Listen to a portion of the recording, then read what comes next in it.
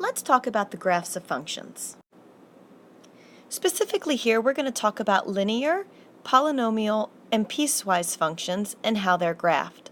Other types of functions will be examined when we look at quadratic functions.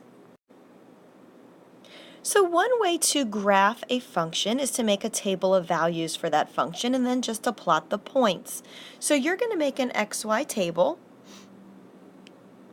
and you are going to pick some values for x. So I'm going to pick some that are negative and some that are positive so I can make sure that I can see the graph. So I'm going to do -2, -1, 0, 1, and 2. I'm going to just simply plug those values in for x into my f of x function. So you can see the values of y that you get when you plug in each of those x's. So what you're going to do now is go ahead and make your coordinate grid, and we're going to plot those points. So we have -2, -7, -1, -4, 0, -1, 1, 2, and 2, 5 we'll say is up about here. This is linear. Mine is obviously just a little bit off, and I'm going to connect them with a straight line. Let's look at the next one.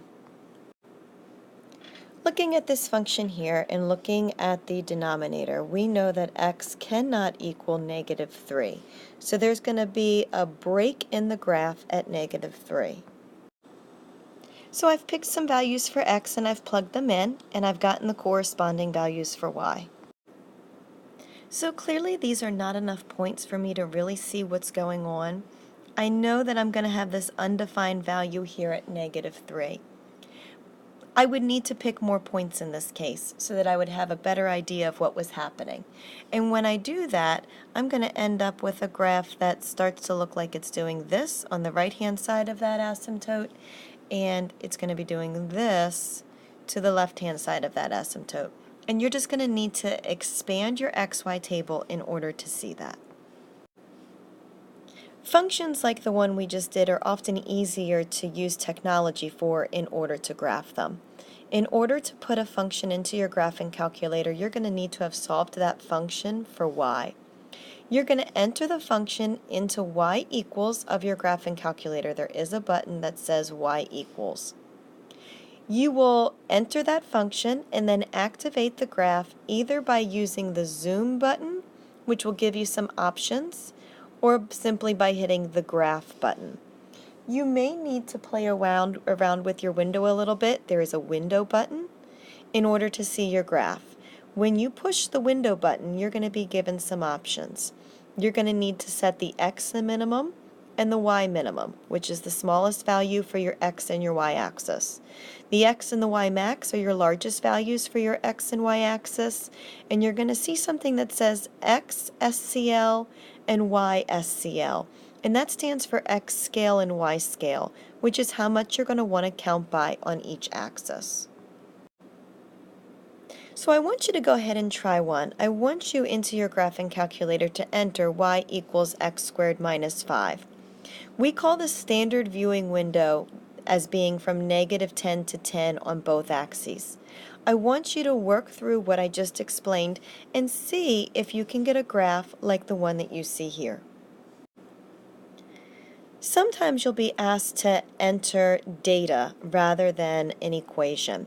We've already discussed how to do that. We did it when we were graphing scatter plots. So if you're given an x and y table, you'll enter the x values into list 1, and you'll enter the y values into L2. And if you need to, you can go back to Unit 2 into the videos on scatter plots to review how to do that. We've talked about graphing using x and y tables, but most of you have a pretty decent background in graphing linear functions. Remember that linear functions are of the form y equals mx plus b, where m stands for the slope and b stands for the y-intercept.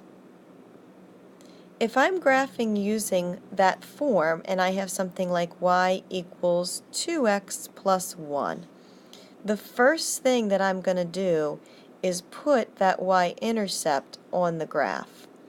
So I can go ahead and do that now. 0, 1 is the y-intercept because that's the b.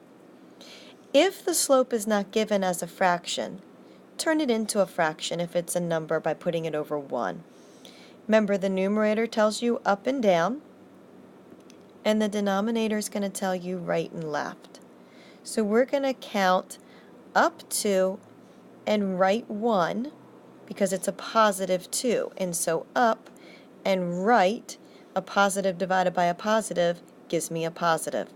I could also count down and to the left, and a negative divided by negative will still give me a positive. So let's do that. If we count down 2 and left 1, notice we're still right in line of that graph, and we can connect them. So you can always use slope and intercept when graphing a linear function. The last thing for us to look at here is piecewise functions.